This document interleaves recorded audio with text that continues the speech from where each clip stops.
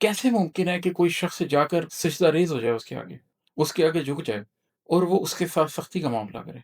अगर एक आम सा इंसान, एक बुरा इंसान भी ये नहीं कर रहा, तो खालिक, कायनात का मालिक, तमाम रहमतों का मालिक, वो ये कैसे करेगा कि जो शख्स आके उसके आगे सिजदा रेज़ हो गया, उसको अमान ना दे? तो अल्लाह से ये उम्मीद रखते हुए अल्लाह के आगे झुकना और अल्लाह से अपनी ज़िंदगी की तमाम गलतियों की माफ़ी माँगना, उससे ही सुकून क़ल्ब हासिल होता है।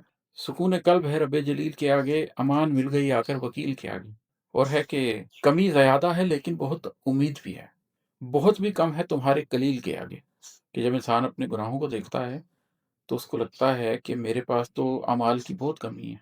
लेकिन फिर उसको रब की शान को देखता है तो उसको लगता है कि नहीं, बहुत उम्मीद भी है।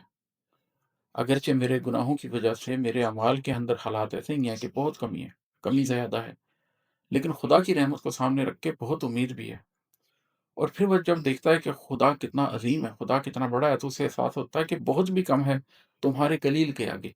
कि अल्लाह एक तरफ तो मेरे अमाल कम है, लेकिन तेरी रहमत की वजह से उम्मीद बढ़ गई है।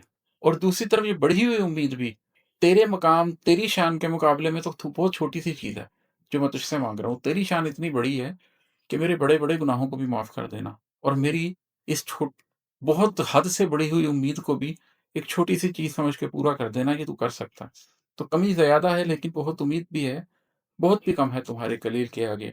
हिसाब सख्त करोगे तो सख्त दोगे भी, हिसाब सख्त करोगे तो सख्त दोगे भी, मैं हार मानता हूँ इस दलील के आगे। ज़िंदगी में मेरे साथ 2-4 लोगों ने कुछ ऐसी ज़्यादतियाँ की जो इतनी बड़ी ज़्यादतियाँ थीं कि दिल किसी सूरत नहीं मानता था कि इनके साथ नरमी से हिसाब किया जाए। हर तरह से हक बजाने लगता था कि इनके साथ सख्ती से निपटा जाए। लेकिन फिर जब मेरा हाथ उनकी गर्दन तक पहुँचा, जब मुझे लगा कि गिरफ्त में आ सकते हैं ये लोग, तो मेरे अंदर से एक आवाज़ आई कि रोज़े हश्र भी तो होगा और उसमें तुम भी तो रब के सामने खड़े होगे और अगर इंसाफ़ किया उसने, तो तुम भी तो उस इंसाफ़ को नहीं सह सकते होगे। तो सख्त हिसाब मत करो। अगर तुमने सख्त हिसाब किया, इंसाफ़ के तकाज़े पूरे करते हुए, तो तुम्हारे साथ भी सख्त हिसाब किया जा सकता है इंसाफ़ के तकाज़े पूरे करते हुए। और वो तुमसे ये बात बर्दाश्त नहीं होगा। तो ये जो एक दलील थी इसके आगे मैंने हार मान ली और मुझे लगा कि नहीं, मुझे इन लोगों को माफ़ कर देना चाहिए, दरगुज़र कर देना चाहिए, छोड़ देना चाहिए।